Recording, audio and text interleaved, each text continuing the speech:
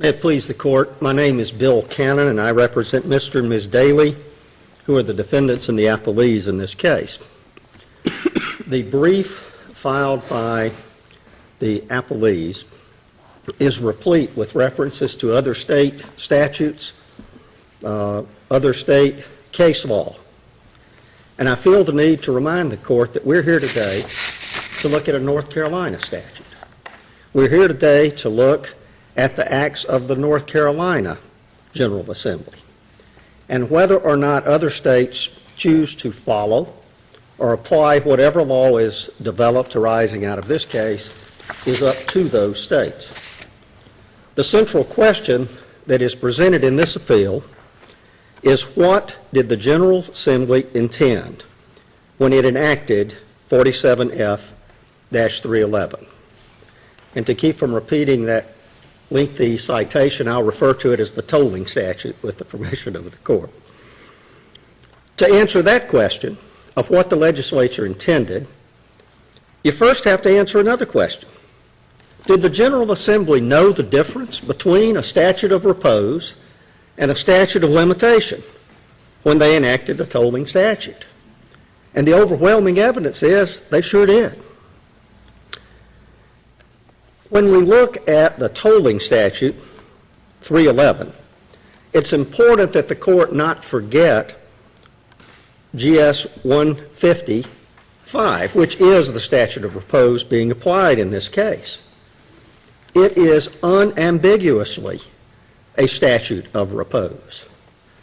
The appellants do not contend that it is not a statute of repose.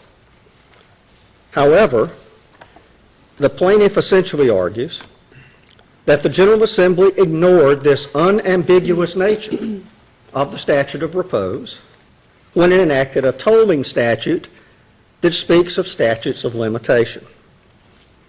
In order for the plaintiff to appeal in this case, it must convince you, I believe, that the General Assembly simply ignored 18 decisions coming from the appellate courts of this state identifying the difference between statutes of repose and statutes of limitation during the 16 years prior to the adoption of 311. That the legislature was not aware of its own legislation taking place during the years prior to the adoption of this tolling statute, in which it created and passed, in some instances, statutes and bills who specifically addressed statutes of repose as opposed to statutes of limitation. The plaintiff and appellee argues that the term statute of limitations is ambiguous because a statute of repose is a limitation, and thus a question arises as to whether the General Assembly intended to include an unambiguous statute of repose for improvements to real property within the application of that statute. As we set forth more fully in our brief, there's two primary rules of statutory construction that we believe support the position of the appellees and also give reason to affirm the decision of the Court of Appeals. The first is that in construing statutes, it's always presumed that the legislature acted with care and deliberation and with full knowledge of prior and existing law.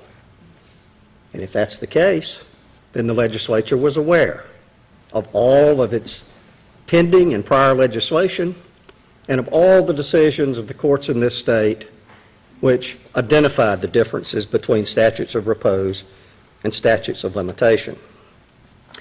Secondly, there is a rule that the General Assembly is assumed to have been aware of existing judicial construction of the laws of this state, and also that when a term has significant legal significance, or is what some may call a term of art, and the legislature would be presumed to be aware of that in addressing the statute and looking at the interpretation of the statute, you must use that same term of art. I submit to the court that it would be unusual to find a decision of any court in this state, and especially the appellate courts, in which the courts blurred the line between statutes of repose and statutes of limitation. Instead, what has taken place has been a series of cases in which this court and the Court of Appeals has explained the differences between statutes of repose and statutes of limitations.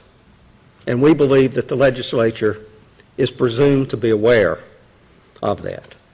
The simple fact is that the plaintiff and appellee's argument cannot survive the application of those two rules.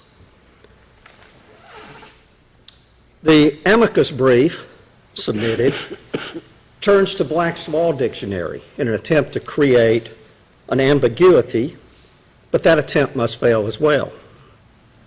Appendix 2 to that brief contains a definition of statute of limitations that says statutes of limitations are statutes of repose. But then, when you look at Appendix 7 of that same brief in Black's Law Dictionary, there's a term called statute of repose compared that asserts that the words have different meanings. In fact, Appendix 8 in the amicus brief, another page from Black's Law Dictionary, says that it defines a statute of repose by saying how it differs from a statute of limitations. In a moment, I will discuss the federal case interpreting CERCLA that was discussed in the briefs that has not been addressed this morning.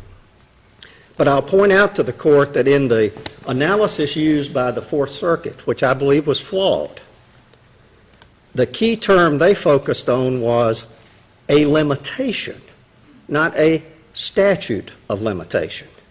And while limitations is a broad term that can apply to any number of types of legal defenses, statute of limitation has a very specific term and meaning in this state.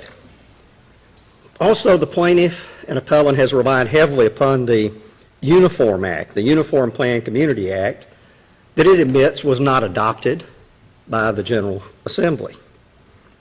And in fact, the Act and the Code and the North Carolina comments say that the uniform comments to the Uniform Act are not included because the Act that was adopted by North Carolina was so different from the Uniform Act that those comments really have no application. And yet, that is really a central part of the argument that has been presented by the appellant. Mr. Cannon. Yes. Excuse me. How do you address the argument that your opposing counsel is making that the declarant can abuse the statute pretty much by delaying giving over control? I think that, I'm sorry, I didn't mean to interrupt. I was wrapping it up. Go ahead. I think there's two problems with that. First of all, any member of the board of directors, even under declarant control, has a fiduciary duty to the members of the corporation. They cannot simply accede to the wishes of the declarant, even if the declarant has the power to appoint them or remove them. There is a remedy available to the members of the corporation if the members of the board of the nonprofit corporation, that is the association, do not act in accordance with their fiduciary duty. But more importantly, this statute in no way affects the right of the people who are most affected whenever there's an issue about improvements or problems in the subdivision. That's the lot owners. That's the people whose very real property interest is most affected during a problem with the real estate development. And in fact, there is nothing in the statute that prevents individual property owners from filing a suit of their own. Not one word. Now, in the reply brief, the plaintiff and appellee submits that the River Birch decision says otherwise. I submit to the court that is not a correct reading of that case. In the River Birch case, the court held that the individual lot owners were not necessary parties And therefore, the trial court was acting within its discretion when it held that they were not permitted to intervene in that litigation. But that decision specifically says that they are proper parties to bring the suit. Responding further, Your Honor, I believe that the legislature, and the history shows, that what the legislature is doing is balancing, as the legislature is most capable of doing, two different interests. You have the interest of the property owners, as represented through the association in certain matters, in making sure that the development runs smoothly and that their property values are protected. But the legislature has also identified an interest in encouraging improvement to real property. And they have foreseen that there is a danger, there is a negative effect on entrepreneurs developing real property, building these subdivisions, when there is an indefinite time period for which they may be held liable. That's why statutes of repose came about. Certainly, and sometimes they act in a harsh way. But the legislature has made the decision in several of its statute of repose statutes that there needs to be a time, no matter what, when the action simply does not exist. We believe that the argument of the appellant ignores the balancing act that the General Assembly had to go through in arriving at this balance. It would not in any way affect the ability, the declarant's control doesn't affect in any way the ability of the lot owners to pursue whatever claims they had. And this case is a good example. The problem with improvements to real property is that unlike a product that you produce in a factory, there's not a real way to test or know whether there's going to be a problem with it. As cases I've cited in my brief state, when you build a road, and especially in the mountainous areas of the state, you're dealing with unique terrain. And the developer can do the best that they think they've done. They can use the best engineering. But there's still a certain element of unknown, because a road on this mountain or a road in this valley may have completely different characteristics geographically from another one. And if you apply discovery rule and hold them liable, or the person who, the contractor who actually prepared the road liable for an indefinite period of time until the defect is discovered, or if you extend it out until the period of declaration control ends, you have discouraged some entrepreneurs who say, I'm just not willing to have that much exposure for that period of time. There's simply a conflict between two compelling arguments. There are merits to both. I have argued both sides and have seen those merits. But in the final outcome, the legislature has to make that call. And in fact, they did in this case. Did that adequately address your question? Going back to my mention of the reliance of the appellee upon the Uniform Act, it's important to note that a tremendous number of protections for consumers were left out of the North Carolina version of that act, and I've listed them. That can't be an accident. The legislature clearly weighed in on the side of developers and therefore decided that certain protections dealing with unconscionable contracts and other such matters would simply not be included. One commentator who is referenced in my brief, Professor Hetrick, said that essentially the deletions that were made go well beyond prudent legal tinkering and fine-tuning, and frequently amount to shifts of a consequential nature from the main points and policies that undergird the original Uniform Act. He referred to it as in many instances, an evisceration of consumer rights. That may seem kind of odd to be standing here saying, I support an evisceration of consumer rights, and I don't. I simply make that point to say that when you go back and look at the time the Uniform Act was adopted, back in 1980, and compare it with the time when the Planned Community Act in North Carolina was adopted, which was 1998, times changed during those 18 years. Thoughts about trying to provide more protection for developers and businesses came into vogue and were approved by legislatures, not just in North Carolina, but throughout the country. And this is the time frame that you must interpret the tolling statute. 1998, when the North Carolina statute was adopted. Not looking at the thoughts and the intent of a uniform group of commissioners back in 1980. I do want to touch upon the Wahlberger case, since that was mentioned both in the brief of the appellee and the reply brief of the appellee. This was a decision out of the Fourth Circuit that determined that a North Carolina statute of repose would not prevent a shorter statute of would not prevent an action being brought pursuant to CERCLA. I referred to the analysis that they used in my brief as basically legal leapfrog in terms of the way they went about it, and I believe that the dissent in that case was much more accurate. In any event, I believe that the Wahlberg case has no application to the facts in this case and certainly forms no basis as a case that can be considered persuasive authority.